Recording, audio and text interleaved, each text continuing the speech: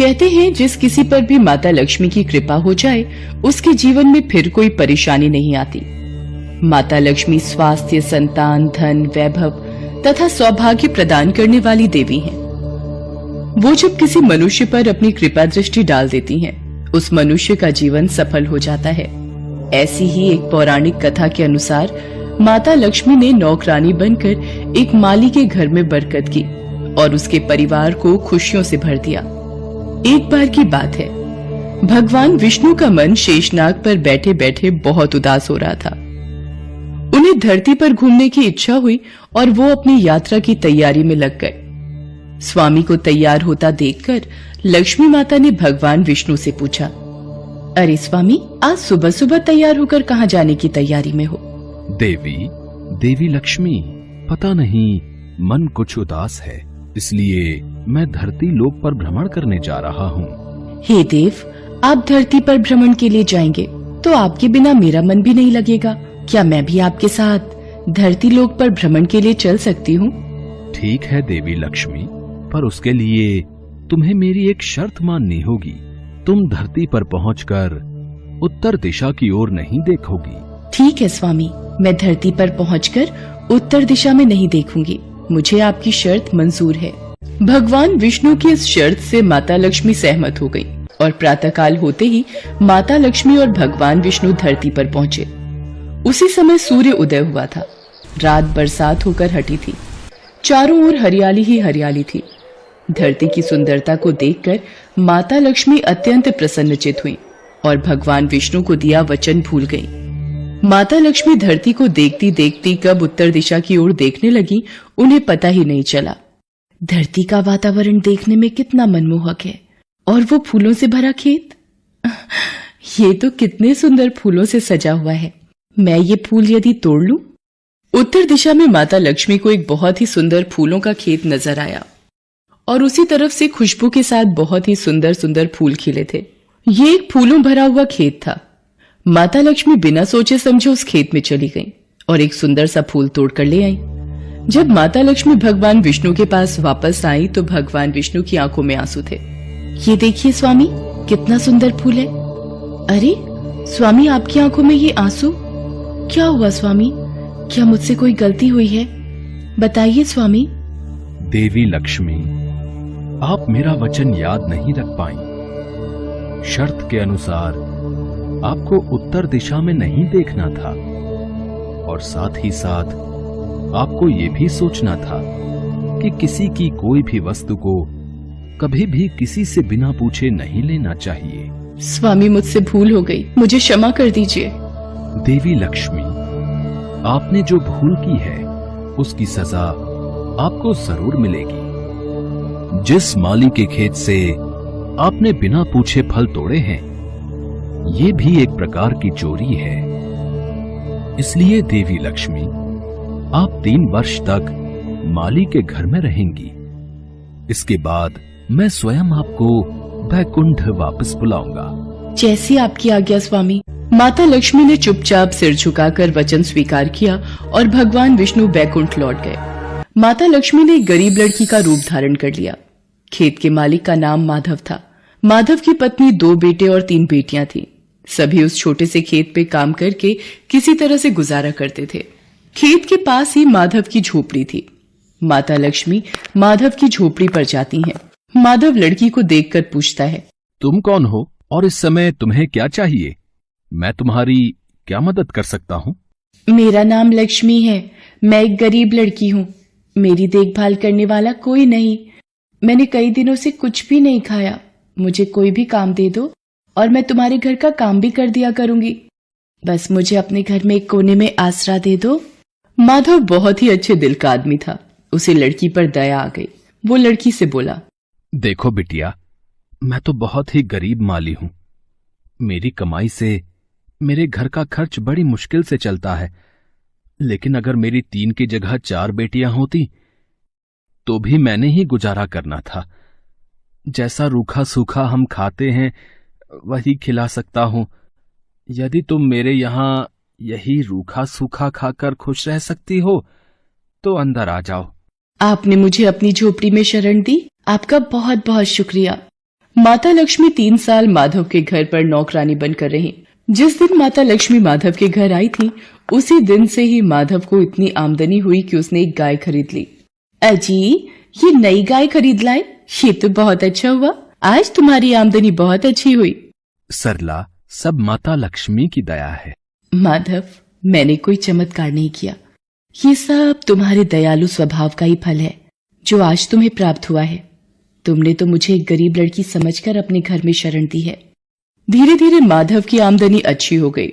उसने जमीनें खरीद ली और फिर एक बड़ा पक्का घर भी बनवा लिया। सारी सुख समृद्धि, गहने, कपड़े, जेवर, सब कुछ अब माधव और उसके परिवार के पास था।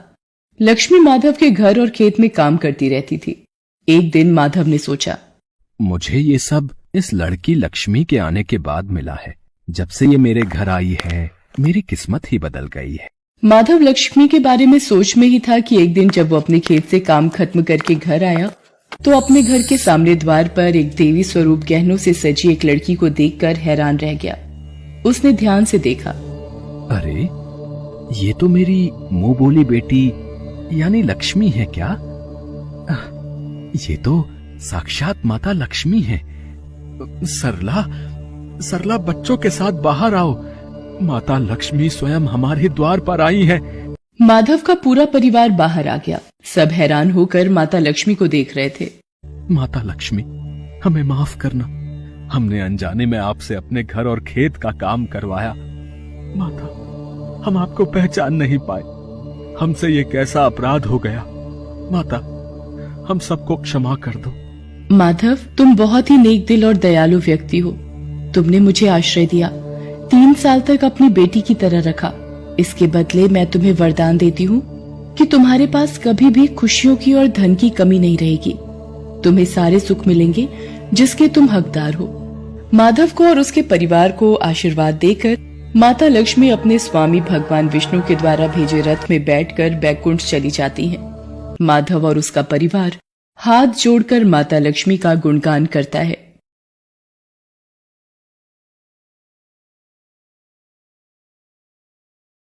संतोषी की मां के गुजर जाने के बाद उसके पिता ने दूसरी शादी कर ली, पर संतोषी की दूसरी मां गायत्री कड़वे स्वभाव की थी। उसे संतोषी एक आंख नहीं भाती थी। एक बार, जब देखो तब पूजा पाठ में लगी रहती है, जैसे भगवान गणेश तेरी ही सुनने को बैठे हैं और घर के काम मैं कर लूंगी।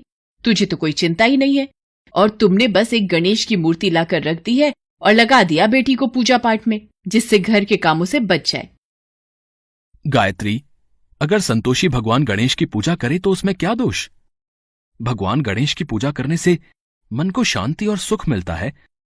तुम भी इनका नाम लिया करो।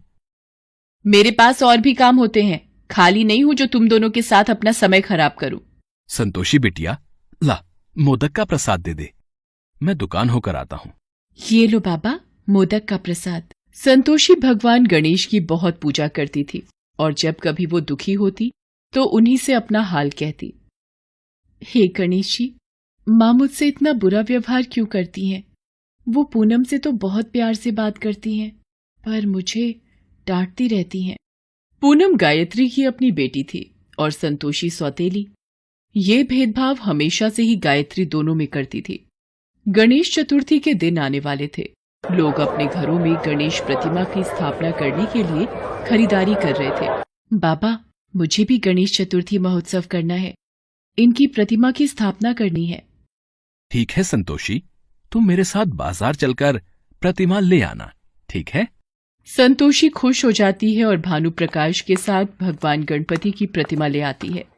अगले दिन, ये देखो बाबा, भगवान गणेश की प्रतिमा कितनी सुंदर है।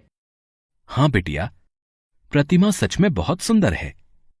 अब 10 दिन तक इनकी खूब सेवा करना, फिर हम धूमधाम से गणपति विसर्जन को जाएंगे। बाबा, मैं भी चलूंगी गणपति विसर्जन में।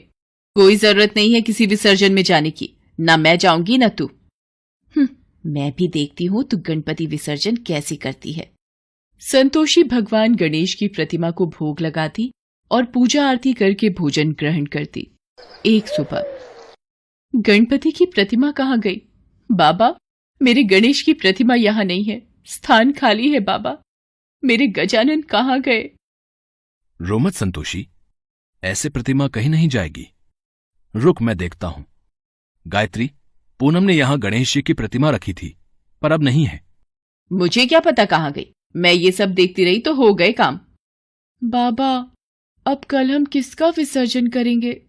बाबा, लगता है मेरे से कोई अपराध हुआ है जो गणपति नाराज होकर चले गए।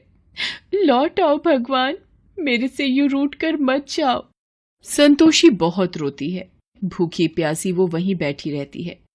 भानु प्रकाश उसे बहुत उठाने की कोशिश करता है, पर वो उस स्थान से उठने के लिए मना कर देती है। तभी उसे स्वप्न आता है। संतोषी, मुझे भी प्रसाद का मोदक और लड्डू दो ना। रुको चूहे महाराज, मैं आपको मोदक भी दूंगी और लड्डू भी। ये लो, पेट भर कर खाओ। अरे ये प्रसाद कहाँ लेकर भाग रहे हो? रुको। अरे ये तो उस बगीचे में जा रहा है। संतोषी का सपना टूट जाता है। वो बगीचे की ओर जाती है और मिट्टी खोदने लगती है। संतोषी, क्या हुआ बेटी? वहां मिट्टी क्यों खोद रही हो? बाबा, चूहा प्रसाद के मोदक और लड्डू लेकर यहाँ मिट्टी में चला गया, उसे निकाल रही हूँ। संतोषी जैसे ही मिट्टी खोदती है, संतोषी और भानु प्रकाश हैरान रह जाते हैं। बाबा, गणेश जी की प्रतिमा मिल गई, देखो। गणेश जी की प्रतिमा यहाँ बगीचे में कैसे? और ये हुआ कैसे?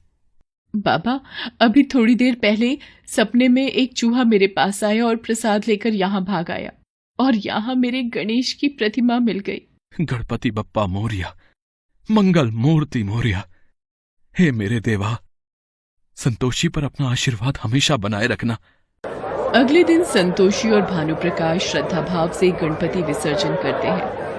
जब वो घर वापस आते हैं, हे भगवान, मेरे पेट का दर्द नहीं जा रहा।